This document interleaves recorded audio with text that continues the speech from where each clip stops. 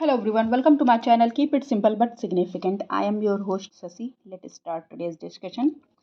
The method of impeachment of the President of India is adopted from which country? Impeachment मतलब महाभियोग की बात हो रही है, तो ये हमने अडॉप्ट किया है कहाँ से? यूएसए से बोरो किया है हमने। और हमने और कई सारे फीचर्स यूएसए से बोरो किए हैं, जैसे fundamental rights, independence of judiciary, judicial review, impeachment of president, removal और हाई कोर्ट और सुप्रीम कोर्ट के जो जजेस होते हैं उनके रिमूवल की बात हमने की है। और वाइस प्रेसिडेंट की जो पोस्ट होती है वो भी हमने यहाँ से बोरो किया है। The Attorney of India submits his resignation to which of the following? तो अटॉर्नी जनरल जो इंडिया के होते हैं वो अपना रिजाइनेशन सबमिट करते हैं प्रेसिडेंट को। और अगर जैसे कन्वेंशनली अगर ये रिज़ाइन करते हैं, अगर पूरी गवर्नमेंट ही रिज़ाइन कर देती है तो वो अपने आप ही रिप्लेस हो जाते हैं, क्योंकि उनको अपॉइंट करने की एडवाइस जो देती है वो गवर्नमेंट ही देती है। प्रेसिडेंट तो अपॉइंट करता है लेकिन एडवाइस गवर्नमेंट के द्वारा दी जाती है। Which of the following statements are correct regarding the promulgation of ordinance in the state? Ordinance अध्यादेश की बात हो रही है स्टेट में। देखते हैं, governor can promulgate ordinances when the state legislature is not in session. State legislature अगर सेशन में नहीं है तो अध्यादेश लाया जा सकता है गवर्नर के द्वारा। बिल्कुल सही है, बिल्कुल सही है। Governor can withdraw an ordinance at any time, किसी भी टाइम पे ये विदड्रॉ भी कर सकते हैं इस ऑर्डिनेंस को, ये भी बिल्कुल ठीक है। So the answer is correct statement पूछ रहा है, answer is both of the above. Which of the following statements are correct with respect to national emergency? National emergency के लिए स्टेटमेंट दिए हैं, चलिए देखते हैं।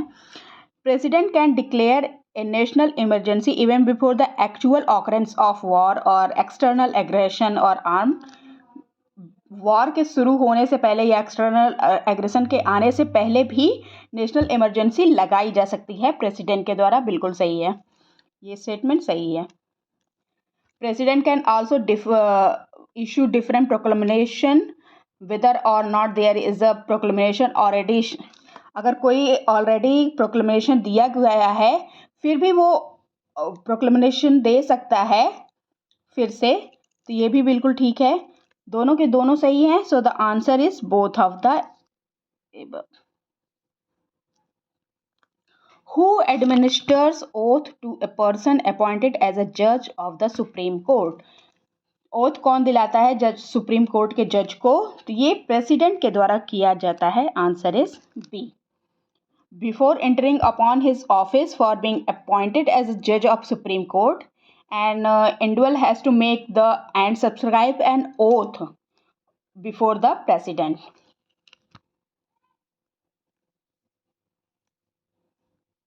Which of the following was the objective of Morley Minto reform? Morley Minto reform का objective क्या है इनमें से? तो ये है extension of provincial assemblies, answer is C. Okay, in which of the following years Panchayati Raj system was introduce? Panchayati Raj system कब introduce किया गया था? तो ये इंट्रोड्यूस किया गया था 1959 में। The Panchayati Raj system was first adopted by the state of Rajasthan.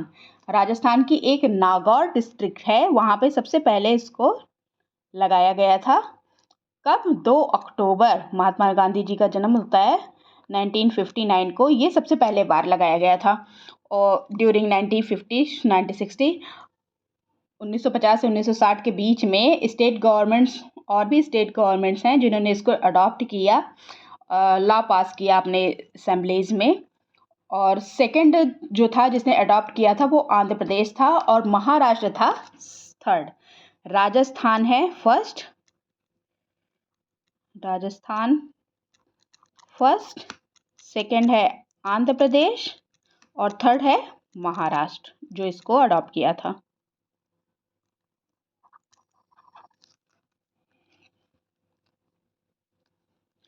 Via which among the following amendments of the Constitution of India Delhi was designated as the National Capital Territory?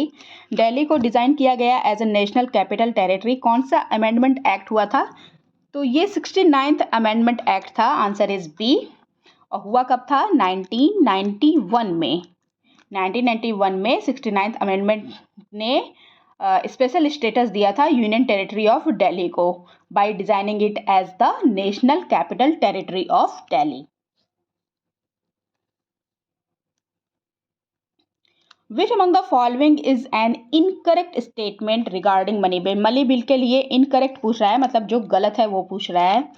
It can be introduce by Lok Sabha, only Lok Sabha. Yes, इसमें राज्यसभा का कोई role नहीं होता. अगर राज्यसभा पास करे ना पास करे कोई दिक्कत नहीं, लोकसभा पास कर देती है. It can be introduce only on the recommendation of the president. Yes, recommendation होनी चाहिए प्रेसिडेंट की, ये भी ठीक है. और मनी बिल को मनी बिल है ये डिसाइड कौन करता है? स्पीकर करता है कि कोई पर्टिकुलर बिल मनी बिल है या नहीं, ये स्पीकर बोलता है कि है या नहीं. The Rajya Sabha is given 1 month time period to make. ये गलत है, इनकरेक्ट पूछ रहा है. आंसर इज सी, क्योंकि 1 month नहीं 14 days होता है.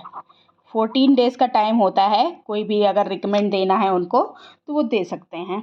और अगर वो रिकमेंड देते हैं और लोकसभा के पास वो वापस जाता है तो लोकसभा चाहे तो उनकी रिकमेंडेशन माने और चाहे तो ना माने, कोई दिक्कत नहीं है. For which of the following purpose Rajamannar committee was constituted? Rajamannar committee किस पर्पज से कॉन्स्टिट्यूट हुई थी? तो ये पर्पज था इसका centre state fiscal relations. Answer is C. 2 सितंबर 1969 को ये कमेटी फाउंड हुई थी. That's all for today. If you like my video, please do like, comment, share and subscribe. Thank you.